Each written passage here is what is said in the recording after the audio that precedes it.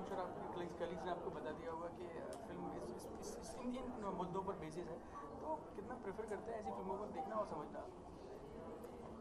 यार ऐसी फिल्म तो मुझे समझ में नहीं आता है, ऐसी फिल्म कौन सी फिल्म होती है? Every film is a film, और ये बहुत ही इंटरेस्टिंग फिल्म है और काफ़ी लोगों से सुना है कि ये फिल्म बहुत अच्छी है. So I am very very excited and I want to see how Richa has perform because she is obviously every time she surpasses whatever she has done. She every time does the best basically. So I'm very excited to watch Richa on the screen, and yeah, I think it's got like a good ensemble, and looking forward to it. क्योंकि child abuse पर हमारे country में अगर बात करें इस तरह की ढेरों सारी प्रॉब्लम है, कोई मैसेज देना चाहेंगे गवर्नमेंट को, लोगों को, अपनी हिंदी फिल्म फ्रेटर्निटी को लोग सामने आए? You know, there are so many people who actually do some, take some steps to sort these kind of problems. There are so many NGOs that genuinely work towards these problems and these situations around the country. I think what we should do is look at what they have done and how they have achieved what they have achieved for the people, and kind of rescued them and helped them from falling into that pit. And we should try to follow the same path, because if they have proved that it's not impossible, they have also proved that it's within our reach, so we can do this. चलिए, क्योंकि आप एक different look में हैं, तो आपसे जानना चाहिए कौन सी अपकमिंग फिल्म का ये लुक है? नहीं, ये तो महंगाई हो गई है. बताइए जरा कि महंगाई. महंगाई, फिल्म का नाम है महंगाई? नहीं, ये लाइफ में महंगाई है. ओके समय सर, एक आपको ओपिनियन जानना चाहूँगा. आपने सुना ही होगा कि आरके स्टूडियो बिकने जा रहा है जी. तो बहुत से आर्टिस्ट लोग ने एक मुनीम छेड़ी है, हैशटैग बिकने नहीं देंगे, क्योंकि it's an one of the monument of our Bollywood. It is. और फॉरेन से भी आते हैं देखने, ये स्पेशली स्टूडियो देखने के. तो आप क्या कहना चाहेंगे? मैं तो कहता हूँ खरीद के वापस गिफ्ट कर दो, है ना, सब खुश. Thank you.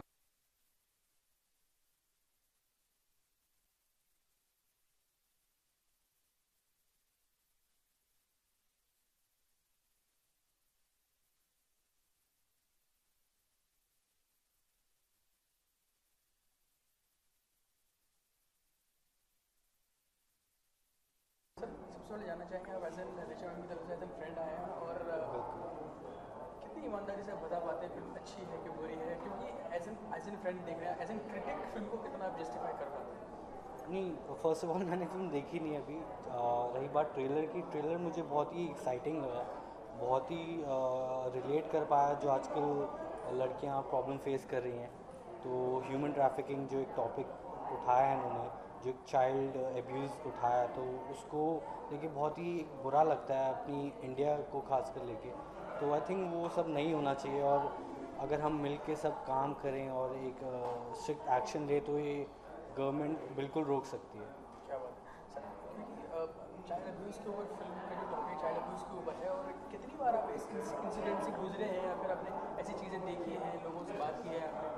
हाँ, मैंने कभी ऐसा कुछ देखा नहीं, बट सुना बहुत है कि आज रोज़ न्यूज़पेपर में आता है, रोज़ ऐप्स पे आता है, न्यूज़ ऐप्स पे, कि आज ये लड़कियाँ उठाई गई हैं, आज इनके साथ हरासमेंट हुई है, मोलेस्टेशन के इतना कुछ हुआ है. तो बुरा लगता है बहुत ज़्यादा सुन के कि इंडिया की तरक्की की जगह वो नीचे, ग्राफ नीचे जा रहा है इंडिया का. तो ये नहीं होना चाहिए. आई थिंक ये बहुत अच्छा मीडियम है फिल्म्स.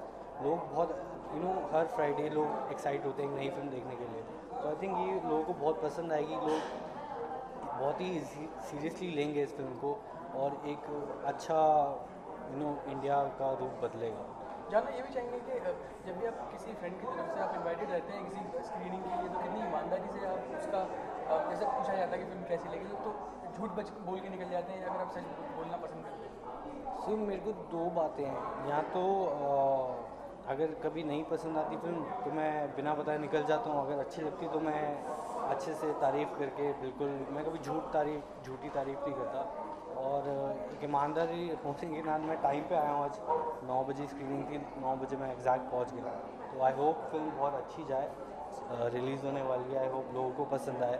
आपने देखी है फिल्म? मैंने देख ली. आपको कैसी लगी? बहुत अच्छी लगी ना. बस जानने से पहले आपसे ये जानना चाहेंगे कि आपके आने वाले प्रोजेक्ट्स क्या हैं, और ये जो लुक की तैयारी है किस फिल्म की है? लुक ऐसे नहीं, हाँ एक थोड़ा डिफरेंट शेड्स दिखाने पड़ते हैं एक्टर को. एक मैं कुछ सीरीज़ कर रहा हूँ फॉर अमेज़ॉन, तो उसके अंदर एक डिफरेंट लुक है मेरी. तो बहुत जल्दी वो आने वाली है. It's directed by Zoya Akhtar. तो बहुत अच्छी सीरीज़ है, it's called Made in Heaven. चलिए, thank you so much. Thank you so much. Thank you. और मैम, कल मैंने फिल्म आप देखी। भी। Thank you so much. Actually कल मैंने फिल्म देखी, मैं फिल्म लेके घर तक गया और बहुत मेरे जहन में रही। जब भी आप ऐसा किरदार करती हैं तो वो आपके जहन में कब तक रहता है? काफ़ी दिन तक रहता है। इससे पहले मसान रही थी मेरे दिल में बहुत समय तक, और मुश्किल फिल्म है ये। इस फिल्म में ये एक्चुअली मैंने फिल्म पैसे या शोहरत किसी चीज़ के लिए नहीं की, मैंने बस इस कॉज के लिए की क्योंकि मैंने उन लड़कियों का असली हाल देखा था। और मुझे अमूमन प्रेस यही पूछती है कि आप लीड करने के बाद ऐसी फिल्मों में सपोर्टिंग रोल क्यों करती हैं। तो आप जब फिल्म देखेंगे तो आपको समझ में आएगा कि इस मैसेज को लोगों तक पहुंचाना बहुत ज़रूरी है। ये सब फिल्मों को लोगों तक पहुंचाने के अलावा वो कौन कौन सी चीज़ें हैं जो आप लोगों की पर्सन कर पाते हैं, एडवाइस कर पाते हैं? मैंने सेव द चिल्ड्रेन, सेवा, शक्ति वाहिनी, वाइटल वॉइसेस, पूर्णता, इन सब NGOs के साथ में जुड़ी है फिल्म करने के बाद।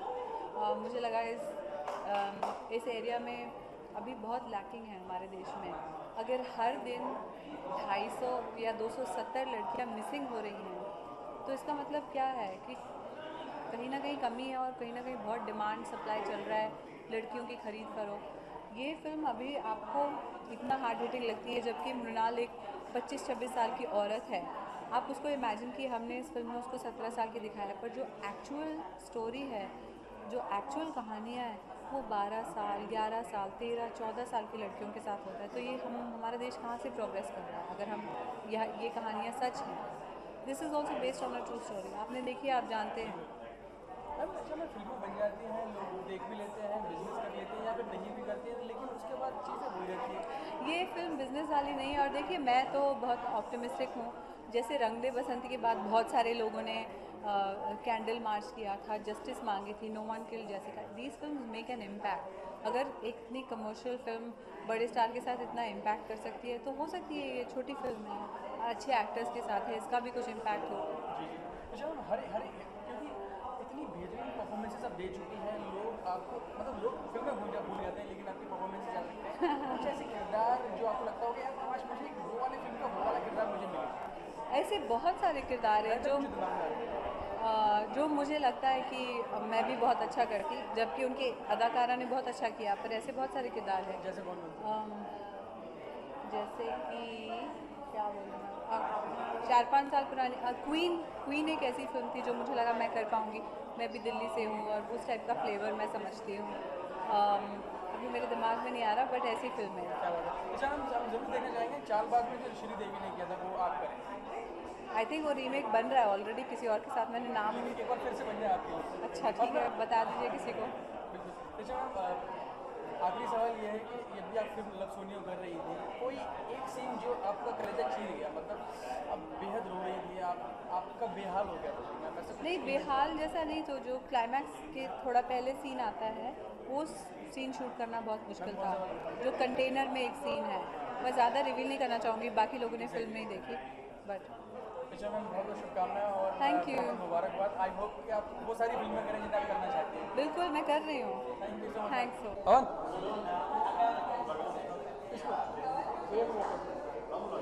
अरे अपने आप आ जाएंगे।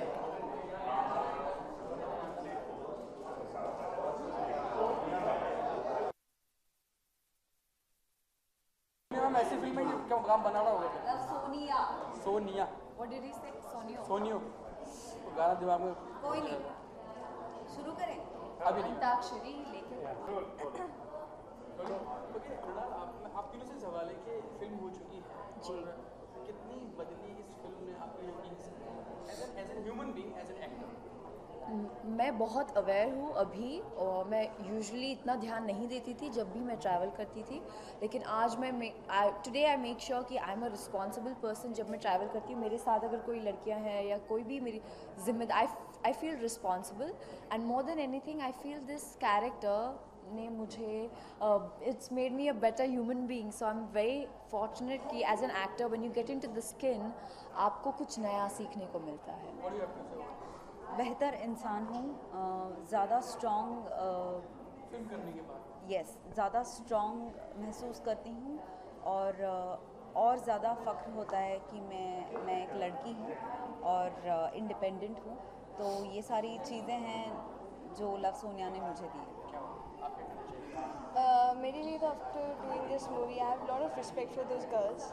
फर्स्टली उन लड़कियों से बहुत इंस्पायर्ड हूँ और मैं बहुत ग्रेटफुल हूँ जो भी है मेरी लाइफ में आज की डेट में। और उस पिक्चर के बाद बड़ा प्राउड फील हो रहा है कि मेरी पहली पिक्चर है और इन लोगों के साथ है। और सेकेंडली सेक्स ट्रैफिकिंग के ऊपर है, ऐसे टॉपिक पे जिस पे पिक्चर कम बनती है और मेरे को पहली पिक्चर ऐसी मिली है, इसलिए।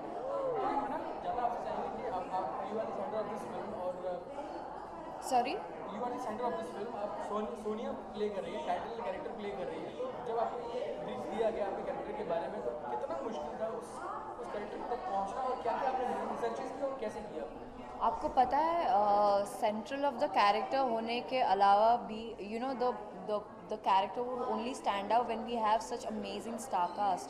और you know I think what completes the, I don't know how to put this in words, और सनमध्ये असतो आणि सगळ्या प्लॅनेट्स आजूबाजूला असतात. So I think you got my answer. So without them the film is not going to be what it is today.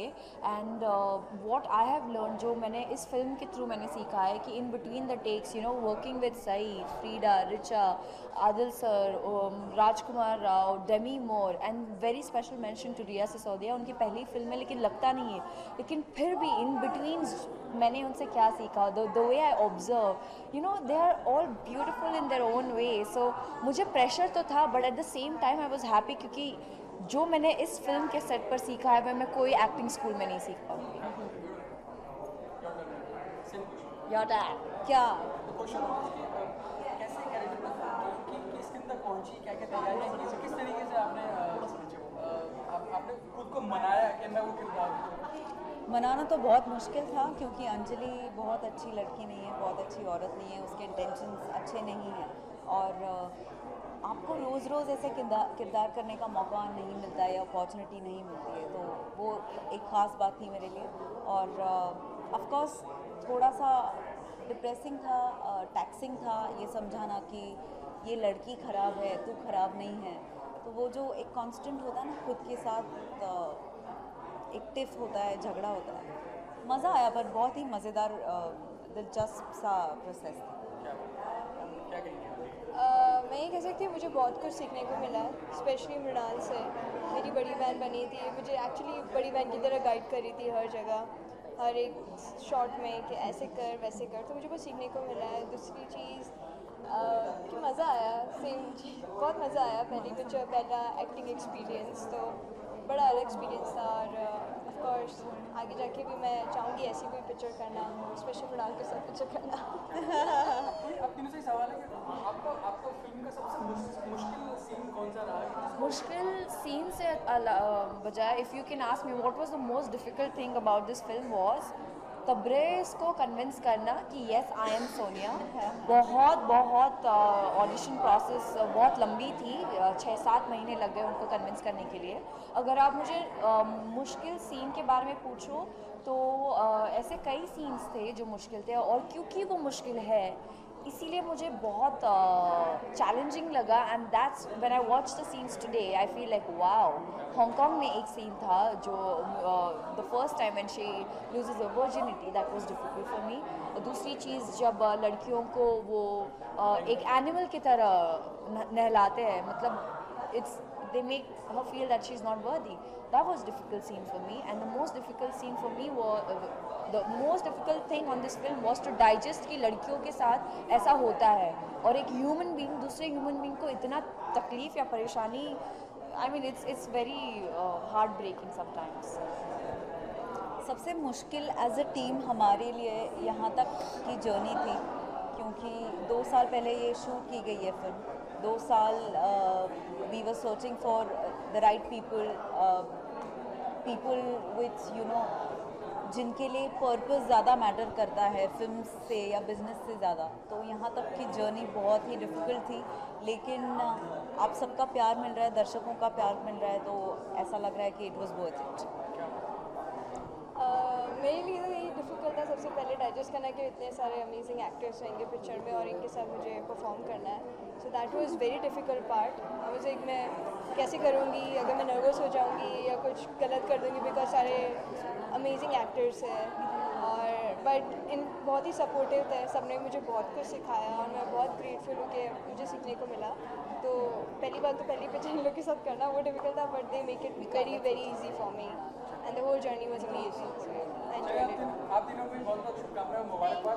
Thank you. ये film लोगों तक पहुंचे और आप भी जाना देखने. मैंने देख ली. आपने देख अच्छा. लिया? आप पहुँचाएँ लोगों तक. Thank you. हाँ, थैंक यू.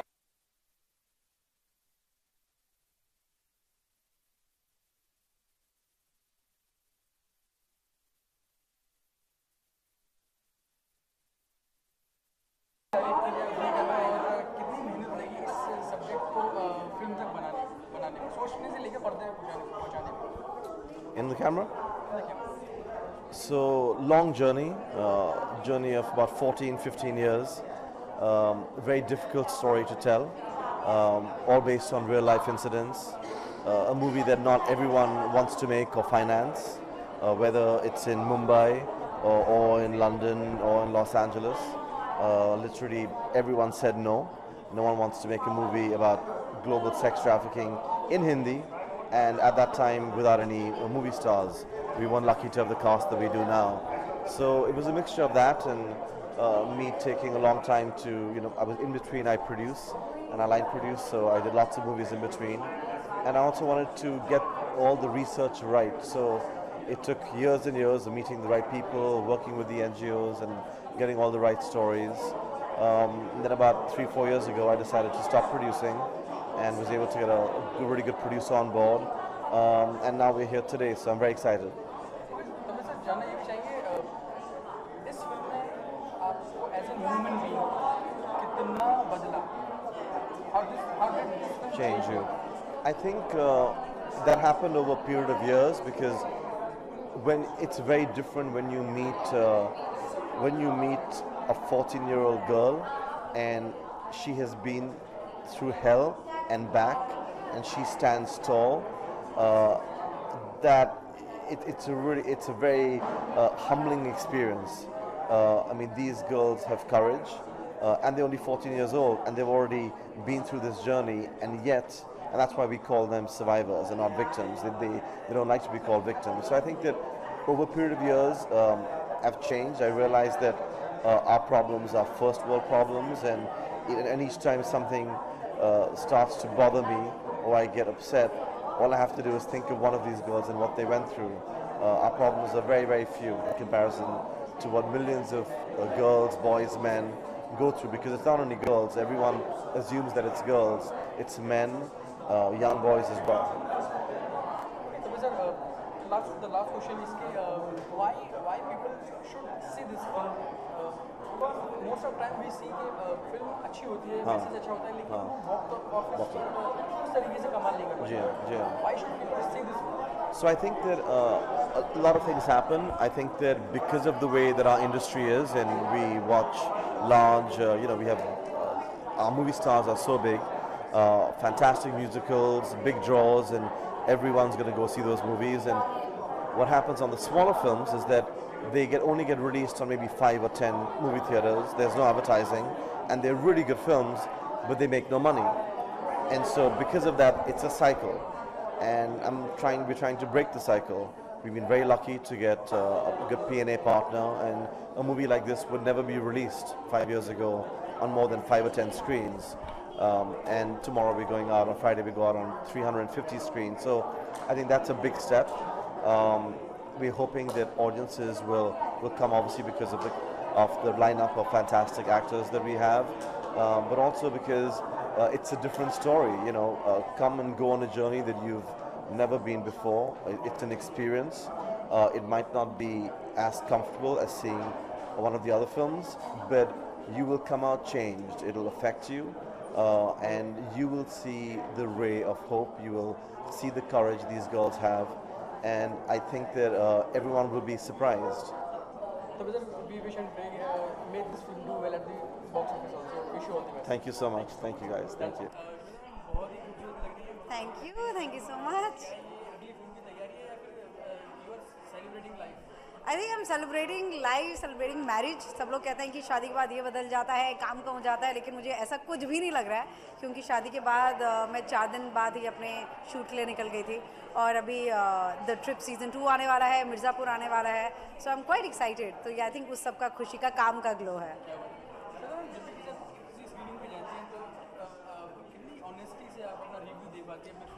इसलिए मैं ज़्यादा स्क्रीनिंग्स पे जाती नहीं हूँ एक्चुअली, क्योंकि मैं उन्हीं स्क्रीनिंग्स पे जाती हूँ जो फिल्म्स मुझे एक्चुअली देखनी होती हैं। एंड लव सोनिया का जब मैंने ट्रेलर देखा था, एक तो Richa Chadha, I am very very close to her, I love her as a human being और एज एन एक्टर, तो हम सबको पता ही है। तो वो भी किसी भी प्रोजेक्ट में बड़ा छोटा अगर इन्वॉल्व होती है तो I am always that. And I believe कि अगर सबको सच सुनना भी नहीं होता है, तो जिनको सच सुनना होता है उनको मैं अपना ऑनेस्ट फीडबैक दे देती हूँ, और ट्राई करती हूँ कि जितना मीठा हो सके उस तरह से बोल दूँ, पर सच बोलूँ।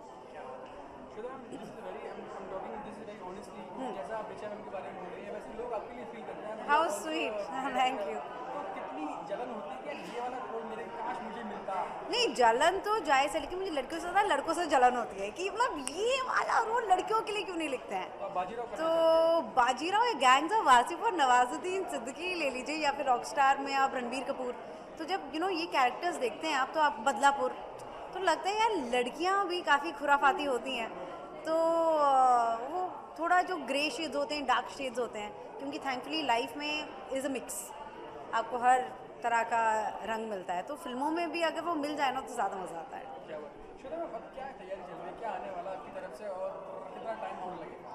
अब एक्चुअली द ट्रिप सीज़न 2 आ रहा है 5 अक्टूबर को, तो बहुत ही मज़ा आया वो शूट करने में। 4 लड़कियों ने बहुत ही जो बॉन्डिंग एक होती है वो बहुत अच्छी हुई, जो आपको दिखाई भी देगी।